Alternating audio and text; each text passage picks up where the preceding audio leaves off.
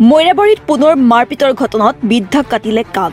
মৰিগাঁও জিলাৰ মৈৰাবাৰী থানাৰ অন্তৰ্গত বহলাৰ মুখ গাঁৱত পূৰ্বৰ আখেজত দুগৰাকী মহিলাই এগৰাকী বৃদ্ধাক ধান কটা কাঁচিৰে আক্ৰমণ কৰি গুৰুতৰভাৱে আহত কৰাত অঞ্চলটোত তীব্ৰ চাঞ্চল্যৰ সৃষ্টি হৈছে।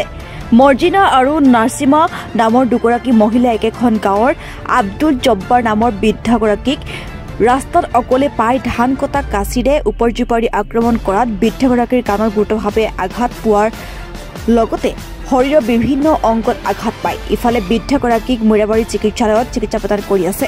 এই সন্দৰ্ভত মৈৰাবাৰী থানাত আব্দুল জব্বাৰে এখন এজাহাৰ দাখিল কৰে। মৈৰাবাৰীৰ পৰা নাছিদুৰ ৰহমানৰ ৰিপৰ্ট এনি লাইভ। ধান কাটা কাঁচিৰে কাণ কাটি দিছে আৰু ডিঙিত কাটিছে। আপোনাৰ দেউতাক? মোৰ দেউতাক। মানে পূৰ্বৰ আখেজত?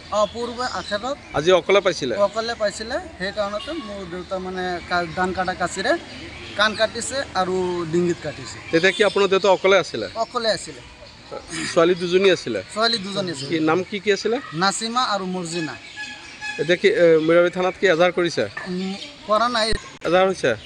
হৈছে এজাহাৰ। নাচিমা আৰু এই মৰ্জিনা আহি আছে আমাৰ ঘৰৰ ওচৰেদি। তাৰপিছত মোৰ দেউতা বাহিৰত বহি আছে যে, তাৰপিছত দুজন আহি আছে। তাৰপিছত মোৰ ফুপি এজন আহি আছে। অহাৰ পিছত কৈছে যে সেই মৰ্জিনা খাতুনে কৈছে যে এতিয়া গুণ্ডাক ওলাব লাগে, চাই দিম। তাৰপিছত মোৰ দেউতা কৈছে কিহৰ গুণ্ডা? গুণ্ডাটো কোনো নাই, কোনে গুণ্ডামানি কৰিব? তাৰপিছত মোৰ ফুপু আহিছে, আহি পেলাই ওচৰত আহিছে।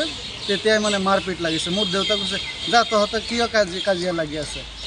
মোৰ ফুপুক এফালে পঠিয়াই দিছে আৰু সিহঁক কৈছে যা তই ক'ত যাবি যা। নহয় গুণ্ডা মই চাব আহিছোঁ, গুণ্ডা চাম। এইখিনি কৈ পেলাই বুৰ্খাৰ তলত কাঁচি আছিলে, কাঁচি ওলাই পেলাই কোবালে।